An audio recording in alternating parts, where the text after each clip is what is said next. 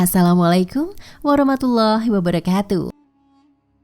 Media sosial kembali dihebohkan dengan kabar 30 orang wanita di Australia yang memutuskan untuk pindah agama dan memeluk Islam. Bukan tanpa alasan, keputusan mereka untuk pindah agama tersebut dilandasi oleh perang yang masih berkecamuk di Gaza, Palestina.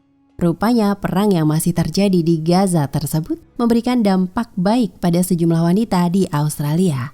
Hal tersebut berkaitan dengan konversi agama yang mencolok di wilayah Melbourne, Australia, dengan puluhan wanita memilih membaca syahadat alias masuk Islam. Perlawanan di Gaza sangat dirasakan oleh perempuan Australia, sehingga menyebabkan gelombang perpindahan agama di Melbourne.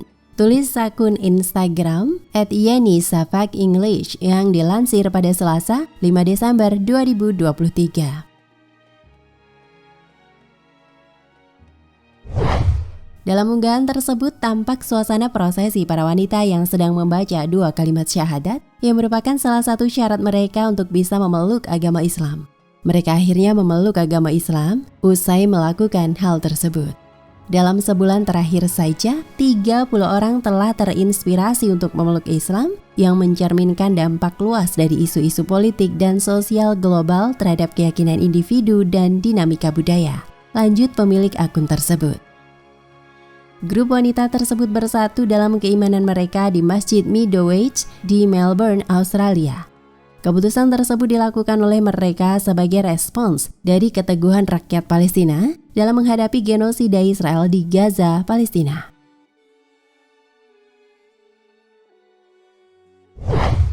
Para wanita tersebut mengaku terpengaruh dengan peristiwa perlawanan Hamas di Gaza. Mereka juga menyatakan kekaguman mereka terhadap ketabahan dan keimanan orang-orang Palestina untuk melawan serangan dari Israel.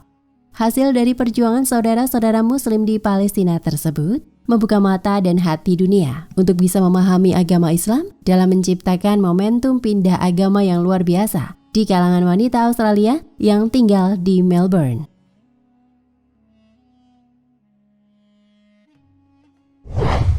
Warganet yang melihat unggahan tersebut pun menuangkan beragam komentar. Mayoritas dari mereka mengucapkan rasa syukur atas keputusan 30 wanita Australia tersebut untuk pindah agama memeluk Islam. Selamat datang saudari Didin, semoga Allah Subhanahu wa Ta'ala memberkatimu dan melindungimu dari mata jahat dan tetap teguh memberikan barokat. Amin summa amin ya Rabbul Alamin. Tulis warganet.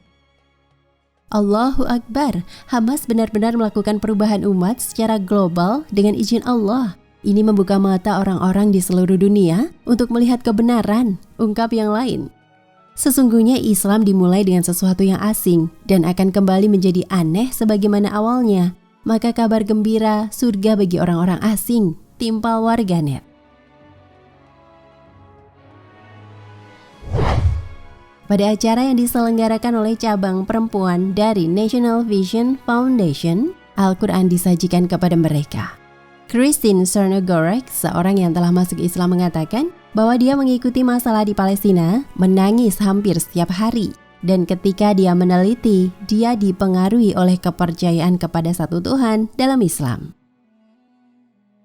Jacqueline Radzak dari Australia mengatakan bahwa dia merasa sangat bahagia sejak dia memutuskan untuk menjadi seorang Muslim. Saya kembali karena apa yang terjadi di Gaza. Saya ingin lebih dekat dengan Islam dan Allah, katanya dikutip Yeni Safak. Dalam sebuah video yang beredar secara viral, para perempuan ini mengungkapkan kekaguman mereka atas ketabahan dan keimanan orang-orang Palestina. Hal ini telah menyentuh hati mereka dan mendorong mereka untuk melihat lebih jauh agama Islam yang mempengaruhi mereka dan berujung tertarik untuk memeluk agama Islam. Seorang blogger ternama Amerika, Abi Hafiz, mengumumkan masuk Islam, menekankan bahwa tekad masyarakat di Gaza adalah titik balik dalam hidup dan transformasinya, seperti dilansir Al Jazeera. Blogger terkenal ini menegaskan bahwa ketabahan dan keyakinan yang ditunjukkan masyarakat Gaza membawanya untuk mencari sumber ketahanan tersebut dan membawanya untuk mendalami Al-Quran.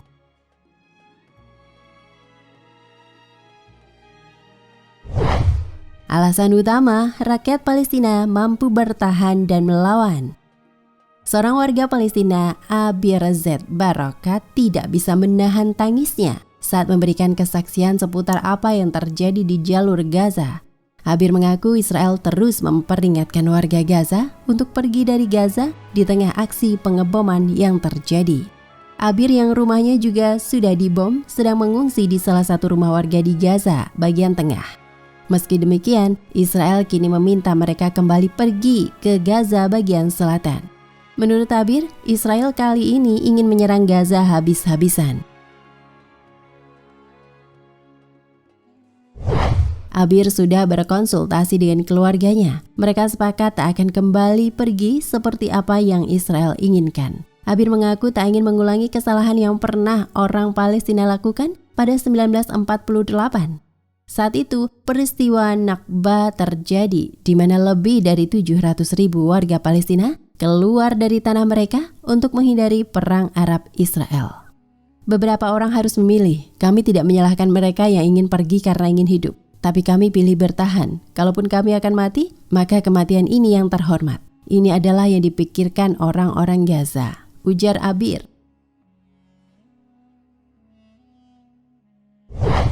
Dalam berbagai grup WhatsApp di mana tergabung banyak warga Gaza, mereka saling berkirim doa dan hadis-hadis Rasulullah SAW. Abir sadar hanya dengan mendekat kepada Allah Subhanahu wa Ta'ala, maka mereka bisa tetap tenang. Untuk keluarga, dia memeluk anak-anaknya sambil membacakan doa dan syahadat menjelang tidur. Mereka ingin mempersiapkan diri dengan kondisi terbaik jikalau tidak bisa bertemu dengan hari esok. Saat waktu sholat, mereka sekeluarga pun melakukan sholat jamaah bersama dengan diimami oleh suami tercinta. Ini untuk Masjidil Aqsa, ini untuk Allah Subhanahu wa Ta'ala. Semoga kami termasuk seperti apa yang dikatakan dalam hadis Rasulullah SAW, menjadi orang yang dirahmati, kata Abir. Abir bercerita jika krisis yang belum pernah terjadi sebelumnya dialami warga Gaza. Dari utara hingga selatan, kesulitan dialami mereka. Di perbatasan Mesir, serangan Israel menghantam jalur bantuan internasional yang berlangsung hingga sepekan. Kerusakan begitu parah. Hampir semua bangunan hancur. Puluhan ribu orang mengungsi ke sekolah, universitas, hingga rumah sakit. Faktanya, ujar Abir, mereka juga masih dibom. Tidak ada tempat yang aman di Gaza, kata dia. Menurut Abir, Israel juga sudah menghancurkan satu-satunya pembangkit listrik di Gaza. Mereka hidup dalam gelap gulita. Walaupun tidak punya tempat untuk mencharge telepon seluler, untungnya, ujar Abir, ada beberapa rumah yang memiliki listrik tenaga surya. Salah satunya rumah tempat dia mengungsi sekarang. Saya pun bisa mengikuti Zoom meeting ini, kata Abir. Wallahu a'lam bishawab.